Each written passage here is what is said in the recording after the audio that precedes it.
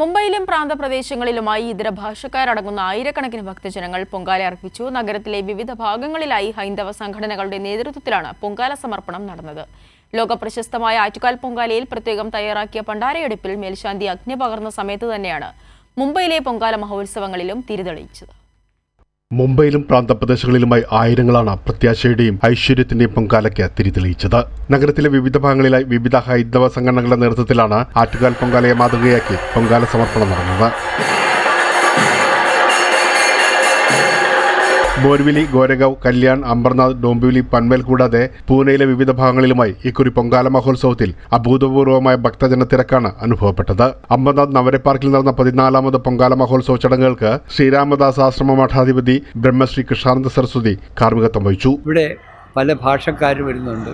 മലയാളിയിൽ മാത്രമല്ല, എല്ലാവരുടെയും എയിം എന്താണ്? ഈ സംസ്കാരം വീടാന്തരം എത്തിക്കുക. എല്ലാവരും കൂടിയിരുന്ന് കഷ്ണങ്ങളിലരിഞ്ഞു.